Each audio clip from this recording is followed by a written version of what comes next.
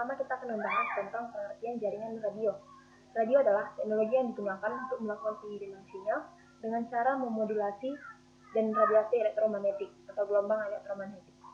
Gelombang ini melintas dan merambat lewat udara dan dapat pula merambat lewat ruang angkasa yang hampa udara, karena gelombang ini tidak memerlukan medium ataupun pengangkut seperti molekul udara.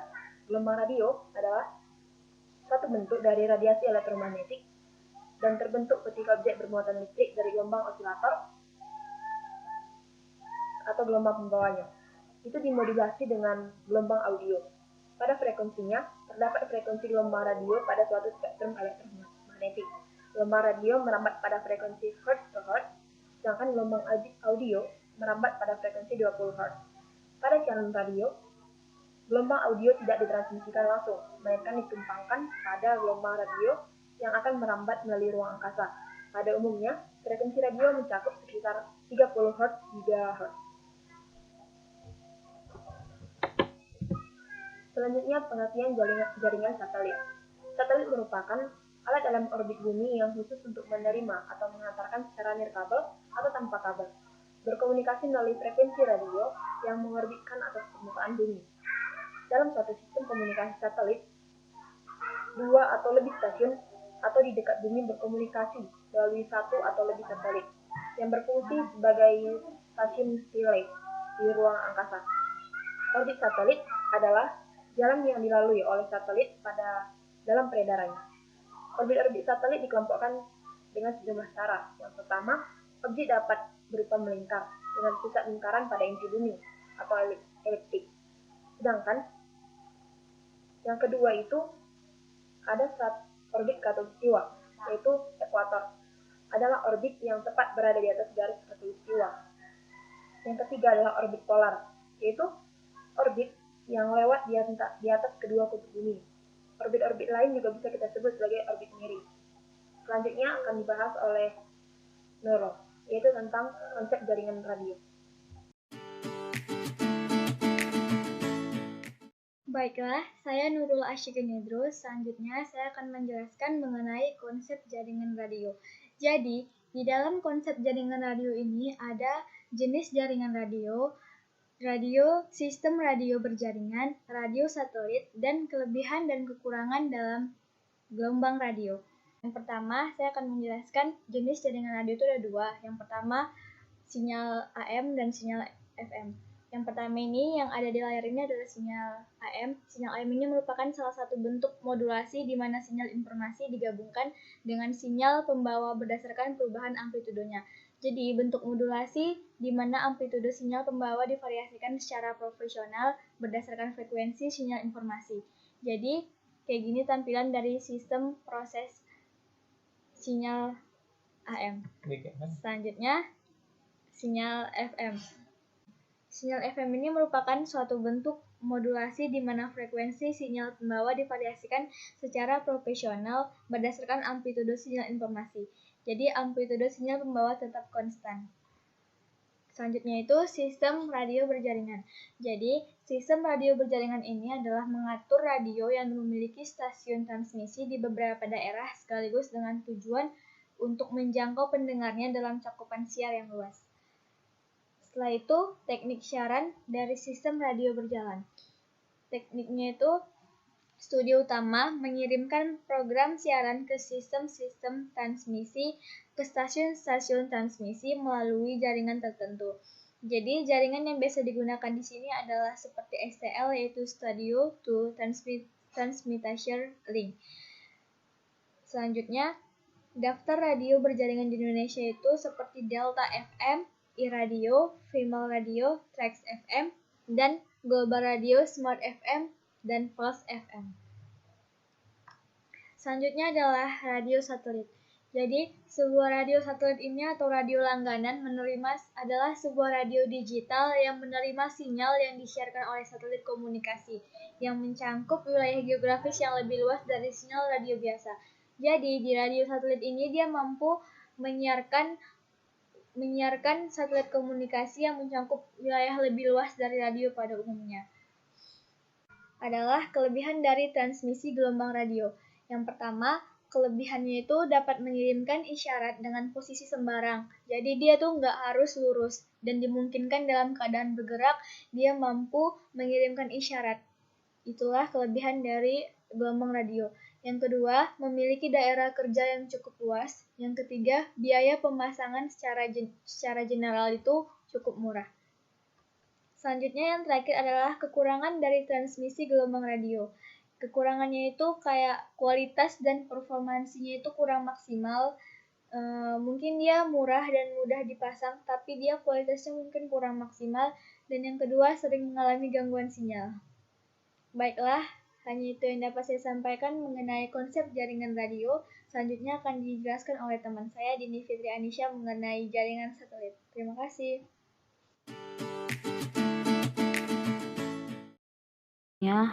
Saya Dini Fitri Anisha, saya akan membahas tentang konsep jaringan satelit. Pertama, ada kelompok orbit satelit. Kelompok orbit satelit terbagi menjadi 3, yaitu LEO, Low Earth Orbit, yaitu satelit pada lingkaran low Earth orbit ditempatkan sekitar 500 km dari permukaan bumi.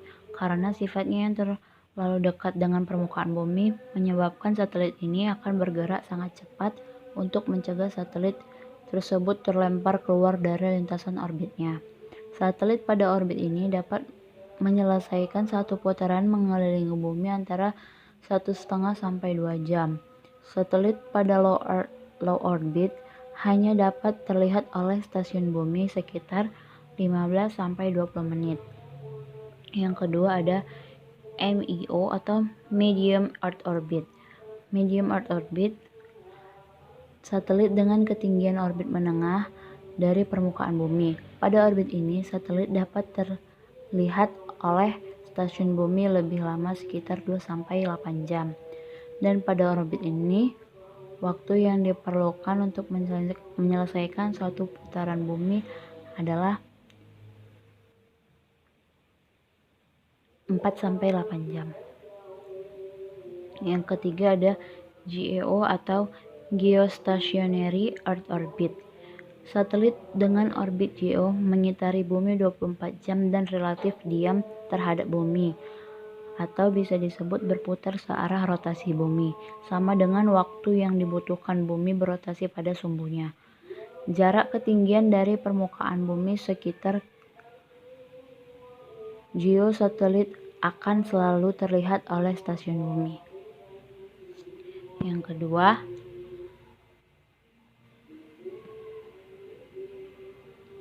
kita memasuki namanya cara kerja komunikasi satelit. Yang pertama ada Frequency Division Multiple Access atau FDMA.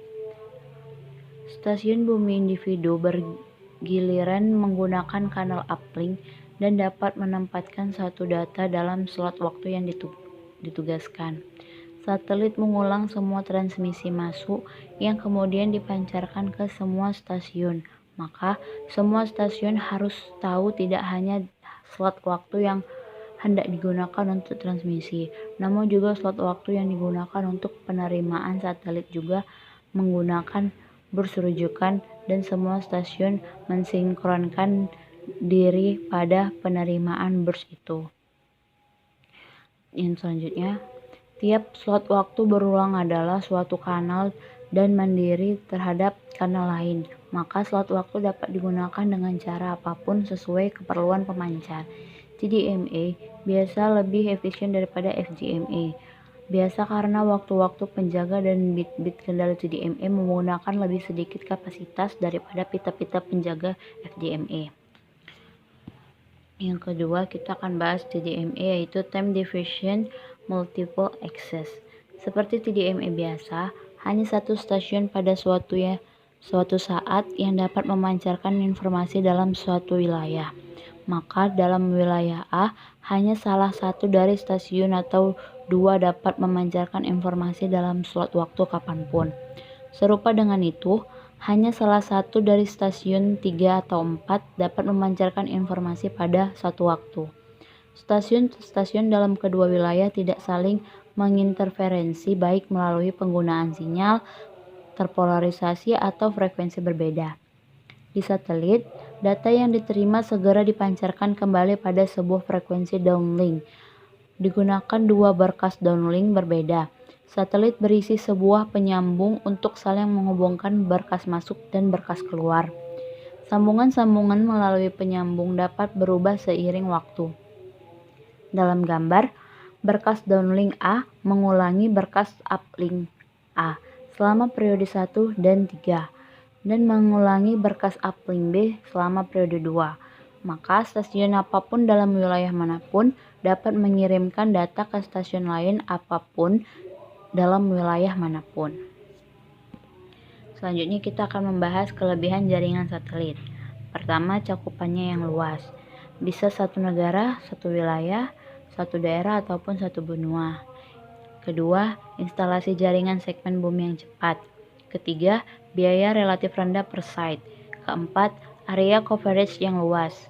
Yang kelima, VSAT bisa dipasang di mana saja. Yang keenam, dapat koneksi di mana saja.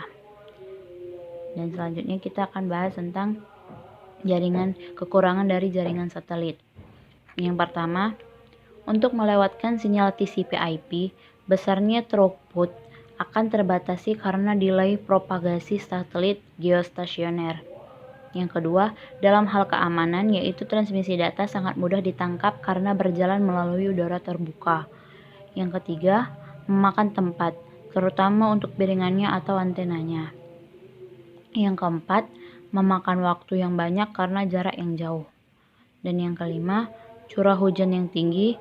Semakin tinggi frekuensi sinyal yang dipakai, maka akan semakin tinggi redaman karena curah hujan. Dan selanjutnya, dari pembahasan rekan-rekan saya dan yang saya bahas tadi, kami dapat menarik kesimpulan bahwa radio adalah teknologi yang digunakan untuk melakukan pengiriman sinyal dengan cara modulasi dan radiasi elektromagnetik atau gelombang elektromagnetik. Gelombang ini melintas dan merambat lewat udara dan dapat pula merambat lewat ruang angkasa yang hampa udara. Karena gelombang ini tidak memerlukan medium pengangkut seperti molekul udara. Sedangkan satelit merupakan alat dalam orbit bumi yang khusus untuk menerima atau menghantarkan data secara nirkabel atau bisa disebut tanpa kabel. Berkomunikasi melalui frekuensi radio yang mengorbit di atas permukaan bumi. Jaringan radio dan satelit sama-sama memiliki kelemahan dan juga kelebihan. Nah, jadi sekian dari pemaparan kami tentang jaringan radio dan satelit. Lebih dan kurangnya kami mohon maaf. Semoga bermanfaat. Terima kasih.